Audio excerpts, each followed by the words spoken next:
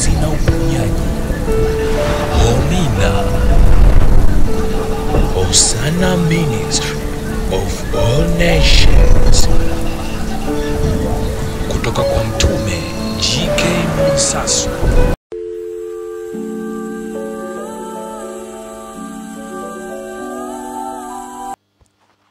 Mungu wa Mwansasu anajitambulisha katika upendo,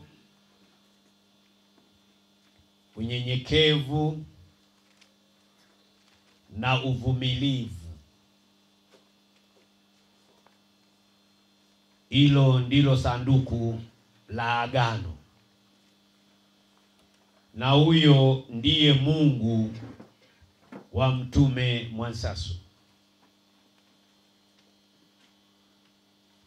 Huyu Mungu anajitambulisha katika upendo, unyenyekevu na uvumilivu. Tukiweza kumuishi kwa njia hii, kila tutakapomhitaji lazima atajifunua katikati yetu. Watu wa Mungu, wokovu ni mabadiliko ya tabia. Tukitaka ushindi wetu wa Kristo udhihirike katika hii vita, tujitahidi sana kuwa na utayari wa kukubali kubadilika kitabia.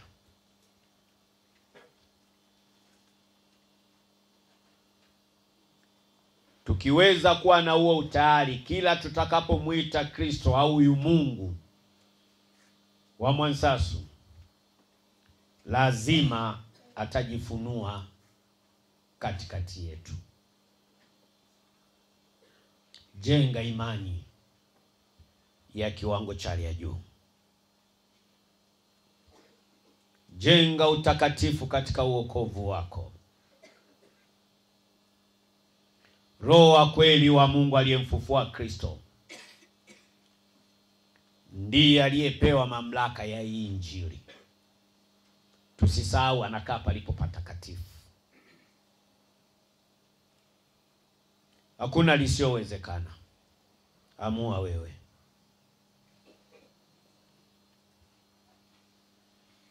Hakuna lisiowezekana, amua wewe. Hii ni huduma ya uponyaji, kufunguliwa na kukombolewa.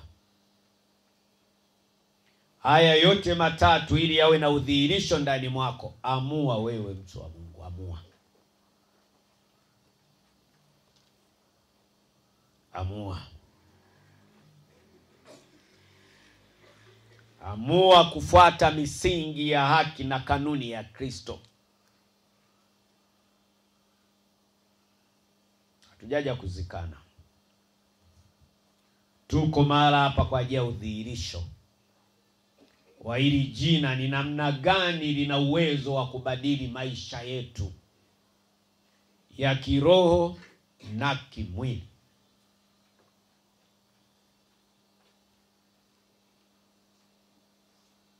Tunahitaji kumuona Mungu. Ninaposema tunahitaji kumuona Mungu, tunahitaji kuona udhihirisho wa nguvu ya kwake Mungu ikitenda kazi kwenye maisha yetu. Ndio maana yake huwezi ukawa chini ya jua unahitaji kumuona Mungu asionekane afu unasema mbinguni utaenda kumuona. Hiyo ni injili nyepesi. Ufalme wako uje hapa duniani. Mapenzi yako yatimizwe hapa duniani.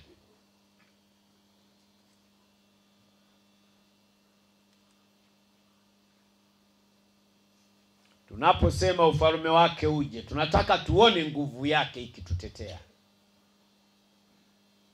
ikidhihirika katikati yetu. Lakini yote haya Ujumbe unasema chanzo cha matatizo ni maagano. Simemsikia mtume Paulo hapo, watu wa Mungu, atia huruma mtume wa watu. Manake alilala na njaa, alitembea roho mguu hapa mpaka kule, na watu wapo afu wanasema Yesu ni Bwana, tuko pamoja nawe, kumbe ni unafiki. Jioni wanaenda kufanya ibada zingine, wanachukua, wanabarikiwa kwa Paulo, lakini wanapeleka kwa waganga. Ndio maana yake. Hii ni roho, sio kucheka nayo hii. Ili kuhamisha injili ya Paulo hii. Watu mko hapa mmebarikiwa, ila kutoa shughuli. Mioyo imeshikwa. Na nani aliyoishika? Maagano. Si mmesikia binti hapa akitoa sadaka? Hawataki sadaka ifanyaje? Itolewe. Maagano ya kwao. Inanena umaskini. Inanena kutokuwa mtoaji wa sadaka. Nieleweni ninachowafundisha. Nielewe. Nje ya hapo utaachwa kama wa Korinto walivyoachwa na Paulo hawa watu hawa.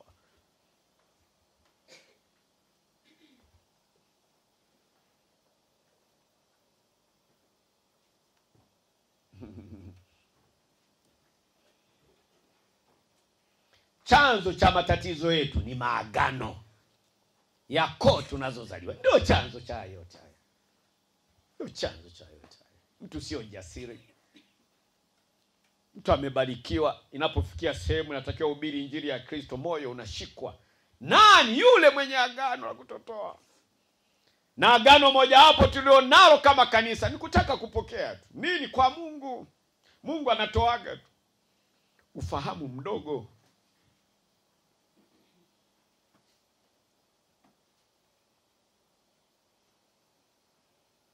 Kwa kuna maagano yanayolisumbua kanisa katika matoleo au kujenga ufalme wa kwake Mungu. Mengine maagano ni wewe mwenyewe uliyaweka, leo hii yanakutafuna. Wewe mwenyewe mengine.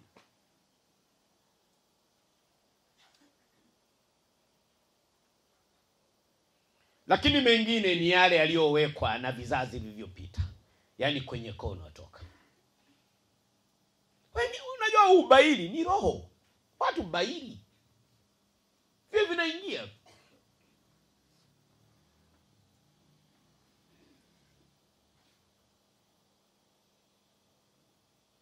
Vile vinaingia.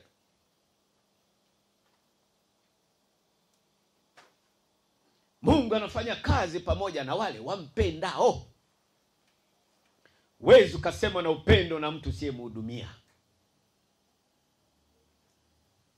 Cheni unafiki. Amka. Tumechelewa.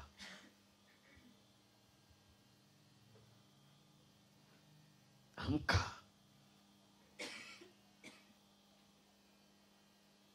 Kwa watu wa Mungu, hii roho na hii hali inatusumbua kutojenga ufalme wake Mungu. Kuna maagano katikati yetu.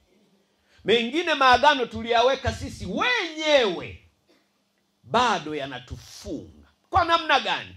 Kuna mtu maisha yako ya nyuma uko unafanya biashara na maagano ya waganga.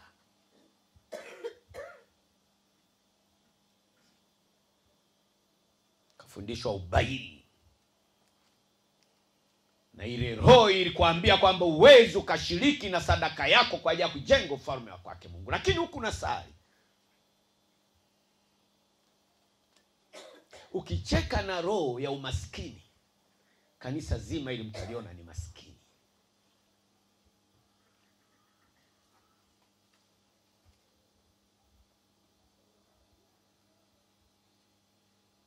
Hata muangalie chini mnichukie chukia. Ninataka kukutoa hapo ulipo. Kumbukeni nimesema mimi sio mchungaji. Unajua mchungaji angesema unajua hapo mtu age. Hakuna. Hiyo ni roho, siwezi nikaitamkia kwa kinywa namna hii. Itaendelea kukutesa, ndio maana hadi leo kanisa linateseka.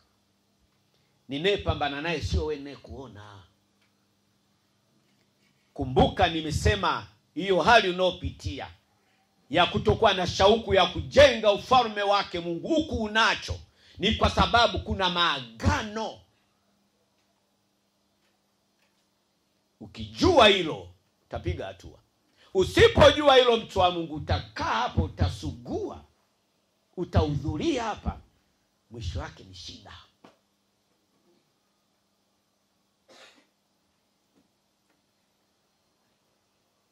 Kwa yako maagano mengine yanakusumbua ya kuwa mzito, au tutumie neno hili la kisasa la kuwa bairi. Kujiuliza namna gani ya kujenga ufalme wake Mungu na huku unacho, ni kwa sababu kuna agano liliingia mwenyewe mahara. Lakini yaliyo makuu ni maagano ya koo tunazotoka, ni kwa sababu zile koo na zenyewe zina maagano ya kufanya ibada za sadaka. Kwa unapokuwa unafanya ibada kwa huyu Mungu wa Mwansasu, tambua kwamba unakuwa tayari unaharibu madhabahu ya ukoo unaotoka. Kwa zile madhabahu hazina utayari kukupa uhuru wewe na maamuzi mepesi ya kushiriki kujenga ufalme wake kwake Mungu. Tambua kwamba uko vitani. Simama pasavyo. Anenena simi ni yule Roho wa kweli wa Mungu aliyemfufua Kristo. Kuna maagano ya aina mingi sana yanayotushikilia. Yapo aina nyingi sana hayo maagano. Yanayotuzuia, yanayokuzuia usipate mpenyo kwenye maisha yako. Kuna maagano mengi. Kama una uwezo wa kuandika, andika, itakusaidia. Unajua unaporejea kusoma mara kwa mara, kile kitu kinakukumbusha. Kumbukeni Mungu ni neno, Kristo ni neno. Na nena hapa si mimi, ni Kristo mwenyewe. Maana hili neno unalichukua, na hili neno ukilirejea ndo Mungu muda mwingi unayo wewe mwenyewe. Ndio maana wenzetu wazungu wametuacha mbali. Ukitaka Mwafrika au Mtanzania umfiche kitu, weka kwenye daftari au kwenye kitabu. Hapa mko wote mnaandika, lakini mkifika majumbani hamsomi tena. Unaona siri hiyo ya shetani ilivyo.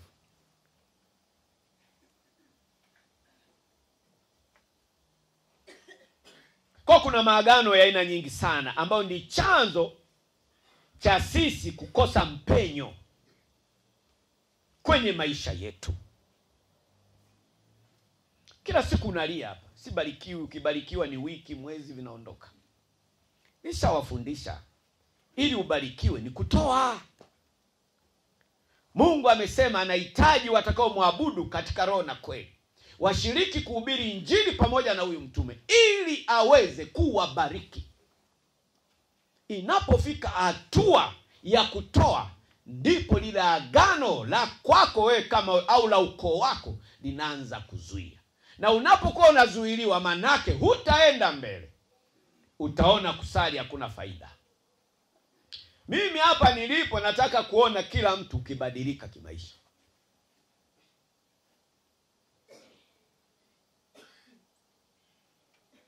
Sio mimi uneniangalia, ni manake huyu Mungu aliyemwamini anachotaka kuona ukibadilika maisha yako. Lakini hayo maisha ili yaweze kubadilika, agano lako la hiyo tabia unayoenda nalo usipoliacha, utabaki hivi. Na mwishowe kwenye hii madhabahu utaanza kusema tunatengwa wengine. Hamchelewi.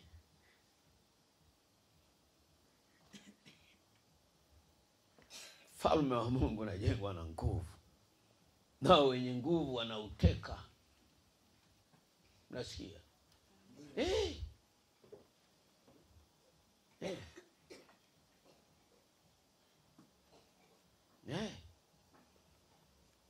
redio imekufa, tunahitaji tuwe na chombo. Chombo kwa sababu tumeokoka. Au tufanye kitu, hebu tufunge, tufanye maombi wewe, chombo kishuke tu. Msimamizi wa huduma, anzisha maombi, kishuke chombo. Mama Kasala, fanyeni kazi. Napigeni hayo madhabahu zenu, hayo maagano mlionayo ya kutokuwa mwepesi kutoa. Sikudanganye mtu. kinatakiwa. Na shekeli ili iweze kuwepo lazima tufanye kazi. Natamani wenzao wamependeza, wamenunua.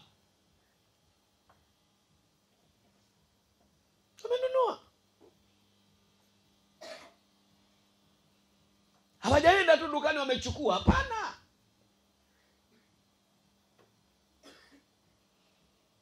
Na ili kazi yako iwe na matokeo, watu wa Mungu, yapambane na hayo maagano yako na madhabahu zako. Ni lazima madhabahu yako unayoitegemea iwe na nguvu.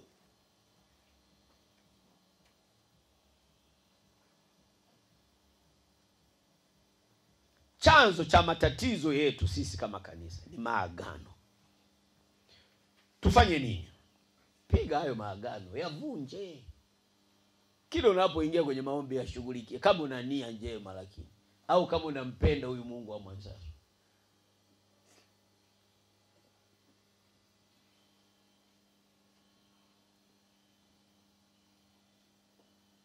Wewe wenzio wanaamka wanafanya kazi, wewe unakoroma.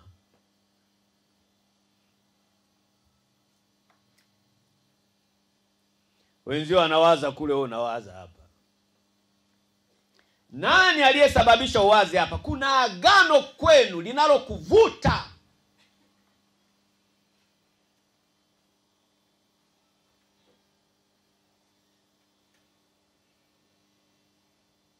Maagano yanayotushikilia watu wa Mungu yapo aina nyingi sana, yanayotuzuia tusipate mpenyo kwenye maisha yetu. Yapo mengi sana.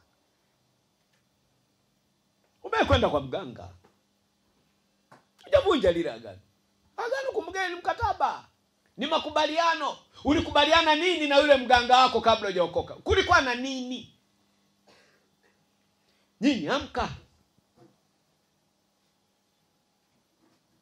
Hatusali ili tuzikwe. Kuzika, ukifa hapo watakuja tu, watakuzika wewe.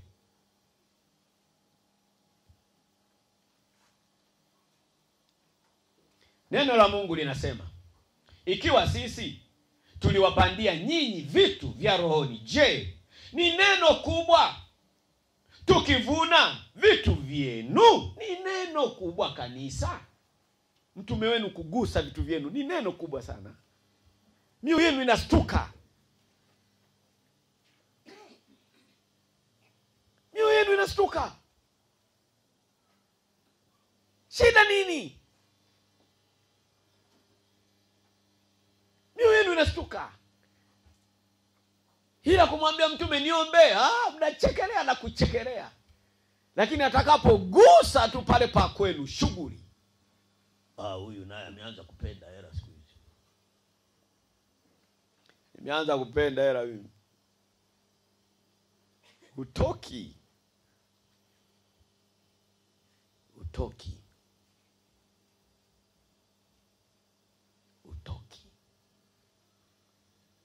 Kwa nini mioyo ya kwenu inastuka? Kuna agano ndani linalogoma kujenga ufalme wake Mungu. Mmesikia huyu binti akitoa sadaka anazuiliwa kwao.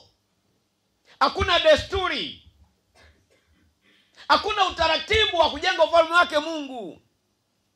Sio huyu peke yake, mmejaa. Kwa ukikaa hivyo tabaki hivyo, utaishia majungu. Mwisho wako utasikia yule mtume amezeeka siku hizi hana nguvu. Mimi nguvu ninazo, wewe huna, wewe ambaye upati.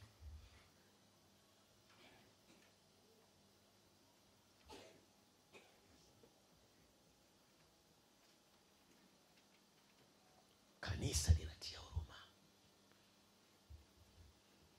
Tuko 300 hapa. Watu Mungu wale wachomeka leo. Na ukifunua hiyo mioyo imechukia vingine leo aje kutokea huko. Mtumishi, wapi unalia? Mimi ndio naona. Kwa nini mioyo yenu imekuwa giza ghafla? Maagano aliyomo ndani mwako.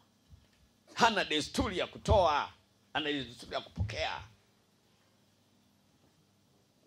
Angesimama mganga wa kienyeji hapa watangazie, mngechemka je kutokea changa mtuma mimi milioni. Ni asili.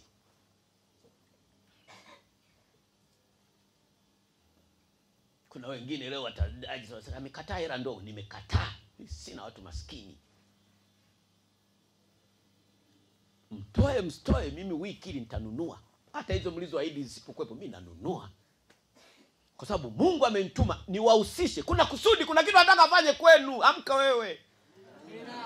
Amka. Cha kuzubaa. Unakuwa umejenga ufalme wa kwake. Wewe unakataa leo ujumbe wa Mungu. Alafu kesho unalala na amka. Mungu mimi nitakupa upeleke wapi wewe? Wewe, hebu muulize jirani yako upeleke wapi? Kwa babu yako au? Si akakupe babu yako. Hii ni injili iliyo wazi ambayo tunatakiwa tupeane ili vionekane. Kanisa linatia huruma muda mrefu. Mimi siwezi nikatoka hapa. Siwezi nikatoka hapa naenda mtaani mimi. Kwa mataifa. Nina watu zaidi ya 300 hapa eti. Wewe ni ujinga gani huo? Ni ujinga gani?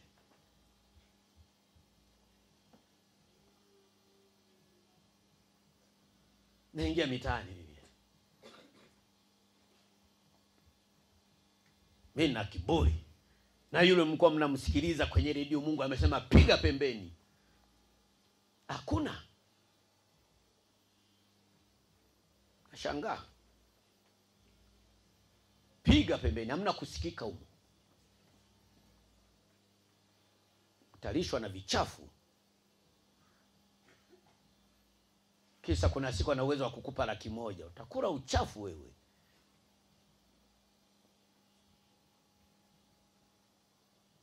Hata mkikataa wote watatoka wawili. Watahubiri injili.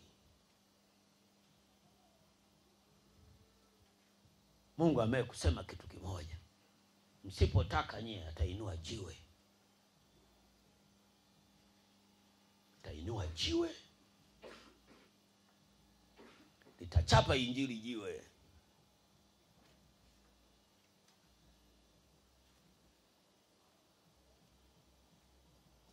Uko hapa ili uhubiri injili pamoja na mimi.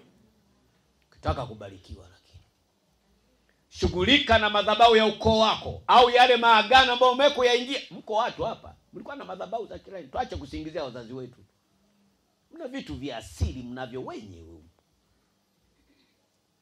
Kuna wengine wazazi wenu hawakuhusika na uchafu ila wewe mwenyewe ulivyoingia mjini. Sasa hilo agano bado hujalitoa. Kumbuka ulikubaliana nini na mganga wako? Muulize jirani yako ulikubaliana nini na mganga wako?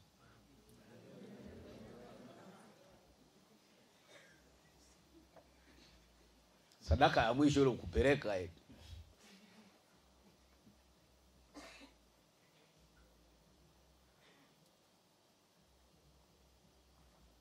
Kwa watu wa Mungu, nimehubiri muda mrefu tuweke agano na Mungu. Mmenielewa? Sitaacha. Ni kanuni halisi ya kubarikiwa kwa Mungu wa kweli. Agano ni makubaliano. Agano ni makubaliano. Manake kubaliana na Mungu. Unataka kuponya ili ufanye nini? Ulikuwa ICU kweli, ulikuwa ICU. Wala ICU hapo. Ukiangalia kwa waganga ulitoa ngapi? Kama wamesema waganga wangapi wameingia? Samani tunaona kama nakusuta. Ukiangalia bahasha yake leo sadaka utacheka, unaweza kukuta. Samani mimi ni mtume. Unasikia? Ni mtume. Agano. Hiyo sukari ili iondoke lazima wajibike mbele zake Mungu. Lakini waliotengeneza hiyo sukari ambayo ni maagano ya ukoo au kule ambako kulikuwa na madhabahu yako inakuzuia. Ile ulivyoenda kwa waganga, uliuza na mashamba, ukauza na ng'ombe. Tena makubwa.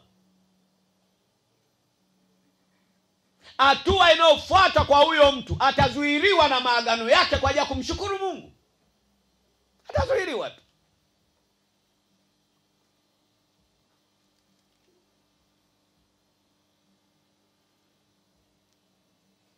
Kwa hiyo ili tuweze kuvuka hapa tulipo watu wa Mungu, maombi yetu yajibiwe, kila tutakachokihitaji kwake huyu Mungu kiwe na matokeo, ni lazima tutengeneze, tuingie agano na yeye. Na uwezi ukaingia agano na Mungu kabla hujavunja agano la mwanzo. Wengi mnateseka hapa kwa sababu ya hayo.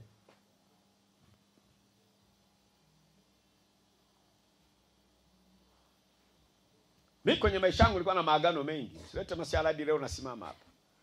Na mote nilikuwa napitishwa.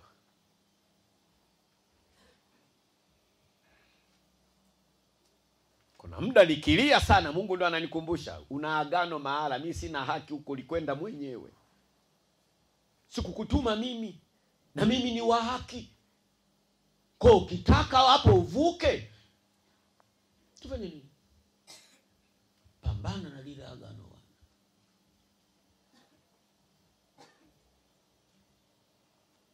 Kuna majina mengine huko tunayo, yanazuia kabisa kuja kufanikiwa. Nenda wewe, hata ungekimbia wapi?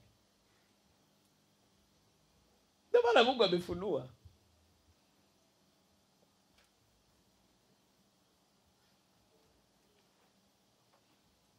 Ndio Mungu amefunua.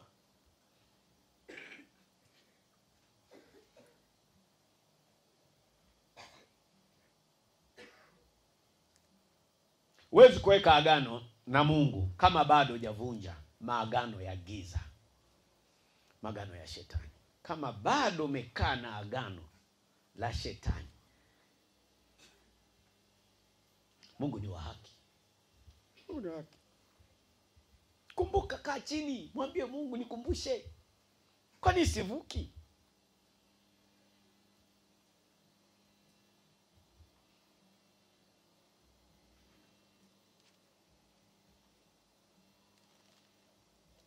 Wezi. Kwa watu wa Mungu, kila mmoja kwa nafasi yako, kumbuka nyuma maisha yako yalikuwa. Kumbuka ukoo kwenu kukoje. Kumbuka kabila lenu likoje. Mtumishi wa Mungu Paulo au Sauli alilia, ikiwa sisi tuliowapandia ninyi vitu vya rohoni, je, ni neno kubwa tukivuna vitu vyenu? Roho zinasisimuka watu. Mtume akigusa maisha yenu, akigusa uchumi wenu, mtume, roho zinasisimuka.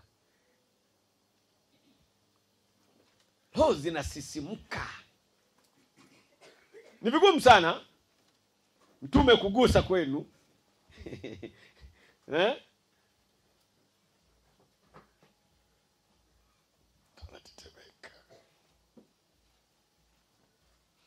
Wanaona hata aibu kwamba hivi tumshuhudie mtume kwamba nimebarikiwa, anaendelea kuficha. Hawajui kwamba ndio anajiua vile.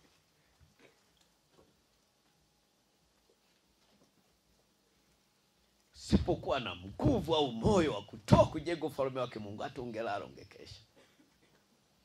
Lile lengo na kusudi ambalo ulitarajia lifike, haliwezi likafika. Unaendelea kurudi nyuma tu. Mtume alilia, Paulo, ndani mwake kikanena kwamba ukisema sana sadaka watamkimbia Kristo. Mimi nasema hivi, kimbieni. Mnasikia? Ondokeni. Sitaacha kusema. Mnasikia?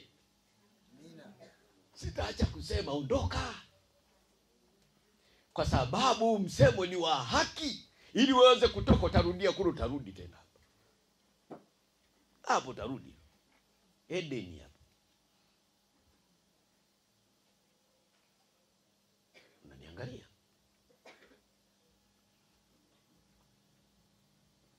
Mmeponywa, mmefunguliwa, lakini kuwagusa tu.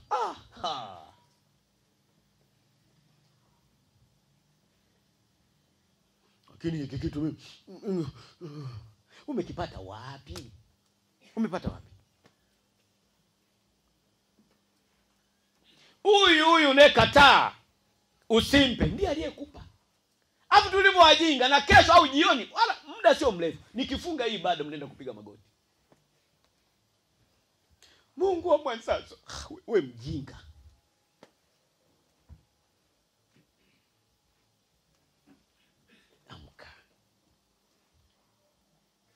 Mtume akasema, wasije nikazuia hao wakamkimbia Kristo. Ndio maana hii injili mnaiona inaonekana ni ya bure. Mwanzo ndo hapo kwa Paulo. Paulo aliogopa wale wa Korinto kuwaambia lazima mtoe, aliogopa watamwacha Kristo.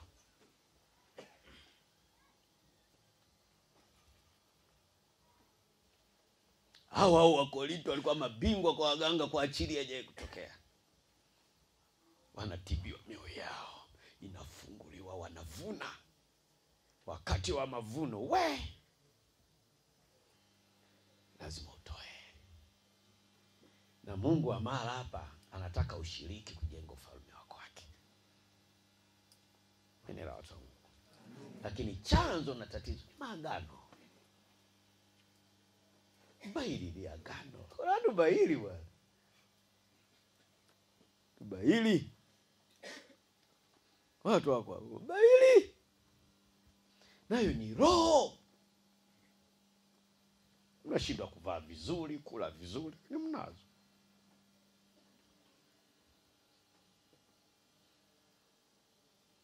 Nina miaka 3. Idadi haijaye kupungua. Ukiona hii, yani unajua Mungu wa mara hapo ana balance. Unasikia? Ametuacha tufike kwenye hii idadi, anamaanisha kuna watu wengi sana wanakuja hapo afu wanaondoka, nenda anakaa kule. Wewe usipokuja leo, anakuja yule wajuzi anakuwepo. Na yote anaangalia kanafasi. Na lingine nalo liangalia, anajua bado hamjakomaa. Anaweza kaja chui nje akawachukua nyinyi. Kwa wiki utapumzishwa we nyumbani bwana, ulembwe. Kaa huko we. Leo zamu ya mwenzio apokee.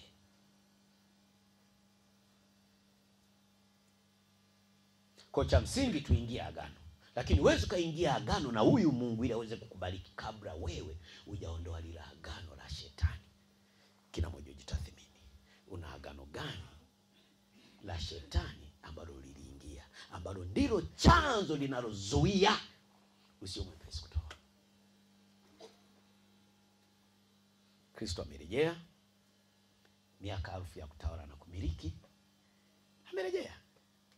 Tujiamini, jisukume. Umeletwa mara hapa kwa kusudi.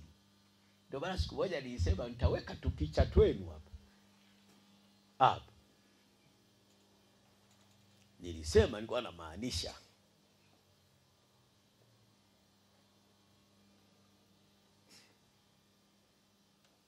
Mtume Paulo alilia. Ni kweli ni vigumu sana. Watu wa Mungu kweli. Watu wa Mungu, mimi mtume kusimama hapa kweli.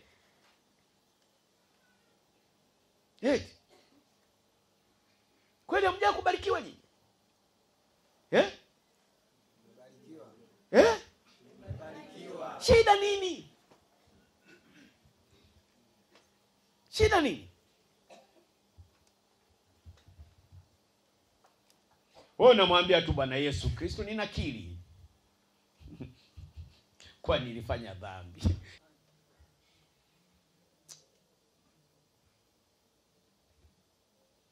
Ukitaka ili ubarikiwe, amua.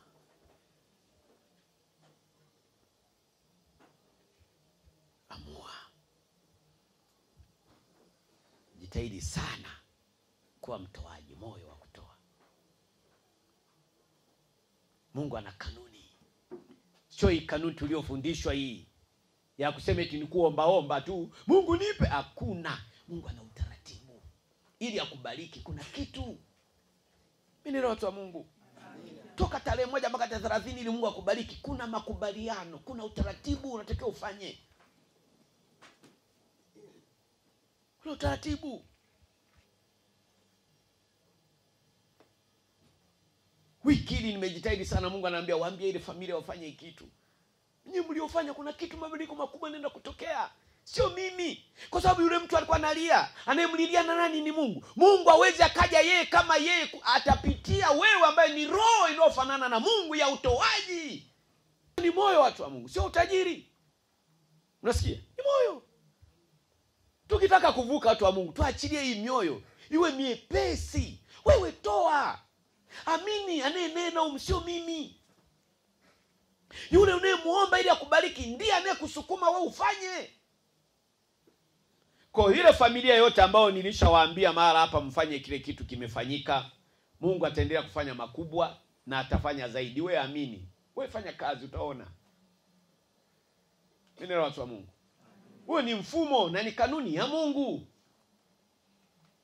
Bwana Yesu Kristo, ninakiri kwa nilifanya dhambi pale nilipotumia pesa zangu vibaya kujenga ufalme wa shetani. Tulio wengi. Watu walikuwa wanakunywa, wanapanga makreti ya bia. Unajenga ufalme wa nani? Mwambie toa sadaka wote. Wewe miaka 5 umejenga ufalme wa shetani. Leo unataka kirahisi tu Mungu achukue tu akupe tu wewe. Zile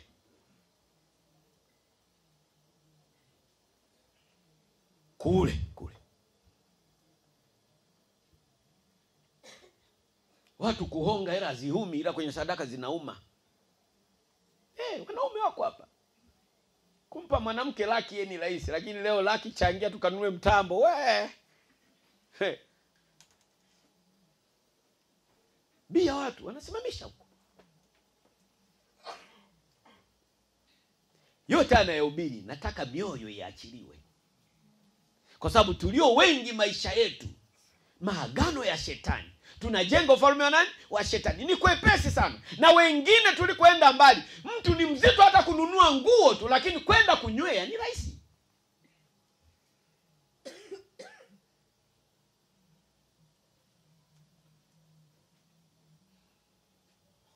Hata tungelia, hata tungefunga mifungo, kama mioyo yetu bado imeshika maagano, tutabaki hivi.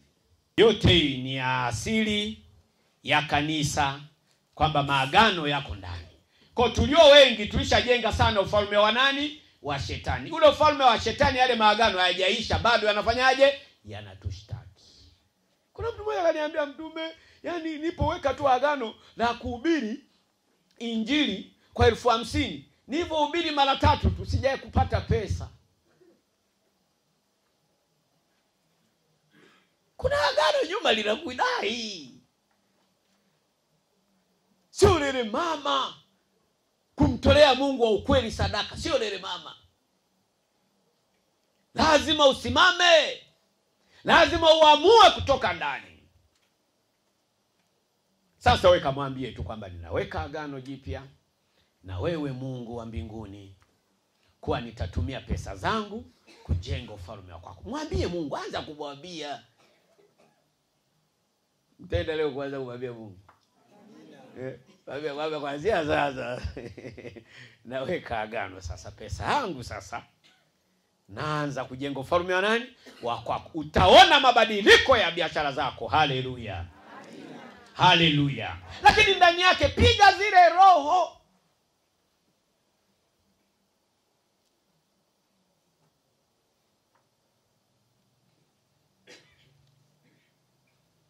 Unajua ni kwa nini ujumbe ninao leo?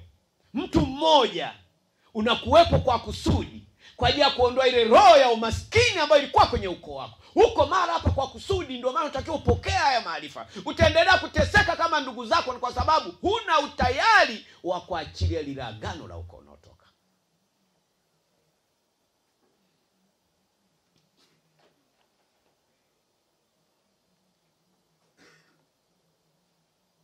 Ulijenga ufalme wa shetani.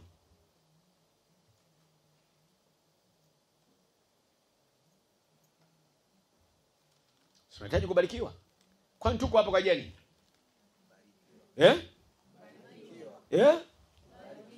Inaelekea leo nimezima sana mioyo leo.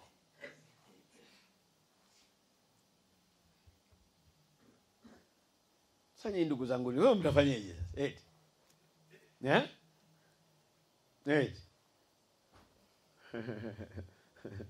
Ezekiel 22:30. Mtafanyaje sasa? Mtafanyaje? Mimi nimetuma nilete ujumbe, hata unichukie, unione nimebadilika, useme huyu mtume sio yule. Saizi anapenda sana pesa. Sawa, mimi napenda. Anenena sio wewe mundani kwa sasa. Ni bibi yako, ni babu yako, ni shangazi yako. Mayale maagano ambayo uliyaingia ndiyo bado yanakusumbua. 22:30.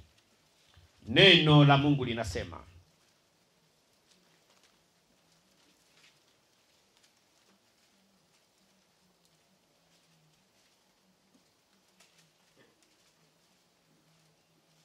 nami nikatafuta mtu miongoni mwao atakayelitengeneza boma.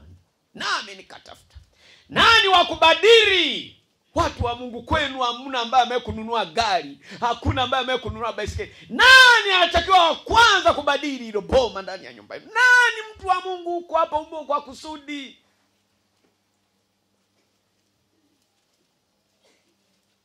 Futa mkosi.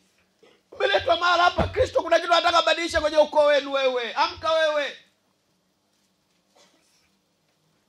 Anatafutwa mtu mmoja kubadili hilo boma. Walisema nyinyi maskini, nyinyi omba. Yaani nyinyi watumwa, ni wakulima vibarua. Leo mtu mmoja ndo anayetafutwa. Mmoja. Je, ni mimi? Ni wewe? Ni yule? Lakini uwe kati ya lile boma ili ukabadilishe familia yako, lazima utembee kwenye kanuni na misingi ya haki ya kwake Kristo. Nami natafuta mtu miongoni mwao atakayelitengeneza boma na kusimama mbele zangu mahala palipobomoka. Nani? Umeletwa hapa kwa kusudi wewe. Umeletwa mahala hapa kwa kusudi. Uko wenu hauja kujenga ufalme wake Mungu zaidi ya kutambika. Mungu anataka kubadili. Nani? Miongoni ya huo ukoo anatafuta mtu huyo. Mungu anataka kujitukuza kwenye ukoo wake na Mtewele. Mungu anataka kujitukuza kwenu. Mungu anataka.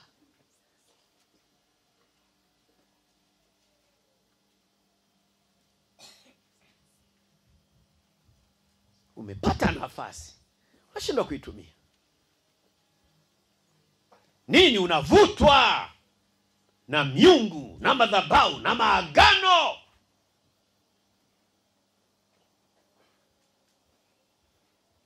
Mimi wakati nanunua gari mara ya kwanza tu, ndugu wangu anambia, umefuta mkosi bwana. Ni kweli, si ni maskini usilete basiara kwetu koko. Acha. Sasa mwenzangu na mimi hata baisikeli tu. Hivi baisikeli inauzwa shilingi ngapi?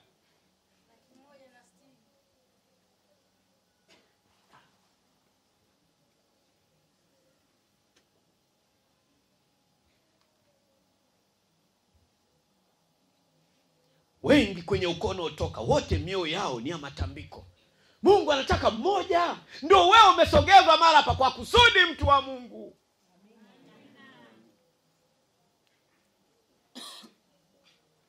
Ikiwa sisi tuliwapandia nyinyi vitu vya rohoni, je, ni neno kubwa?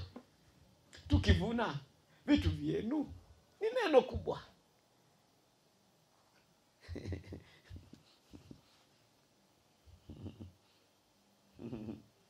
Nami ninatafuta mtu mmoja miongoni mwao atakayelitengeneza boma na kusimama mbele zangu mahala palipobomoka.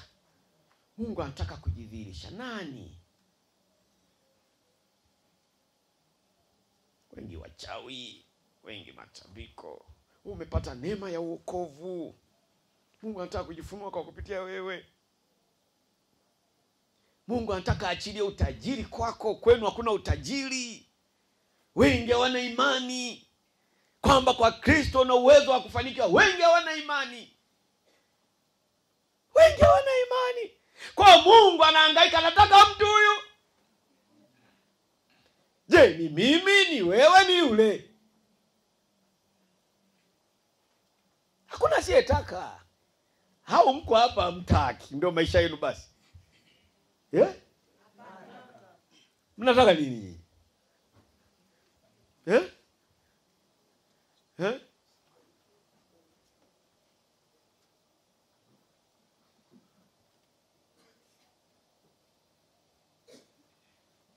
Shule za kata zimejaa, ukoo umefungwa, hata kufaulu tu mtoto. Hizi sekondari unazoziona sasa, kuna watu wanashindwa, wamefungwa. Hizi shule unazoziona zimejaa hizi. Acha nenda shule tulizosoma sisi zamani, kufaulu ilikuwa shughuli. Sisi unayefaulu darasani lazima uwe na dawa ya uganga wa kienyeji bwana, ili wasahisha mitihani wakafunike wengine wote, wewe ndio kaonekana. Kwa walimu naendaka kusahisha mitihani shughuli hiyo.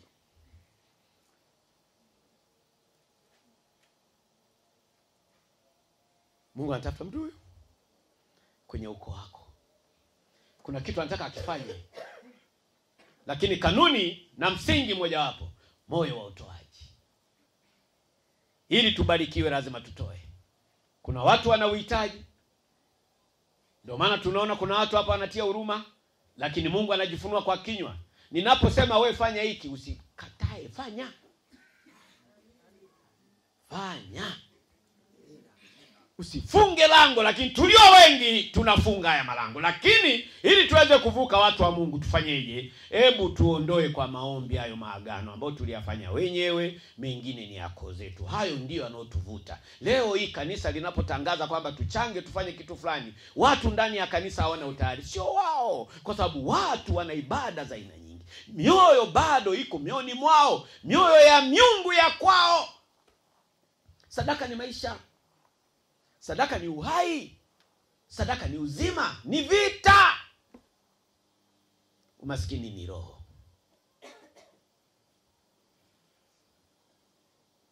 Wengi watu toka Januari mpaka Disemba wamekusanya pesa kwa ajili ya kwenda kutambika.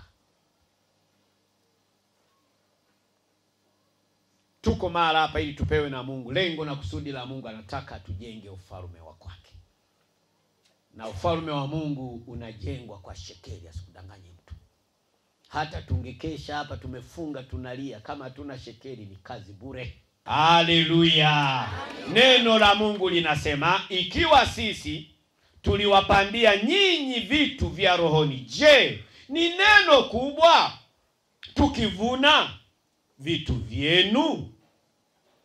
Hamtambui, hamjui kwamba sisi ni zaidi ya hao mnaowapelekea? Tunda la Roho. Tunda la Roho. Upendo ni maisha ya watu wa Mungu. Na maisha ni upendo. Mwambie jirani yako, shika neno. Mwambie tena, kalitendee kazi. Amina, watu wa Mungu, tusimame.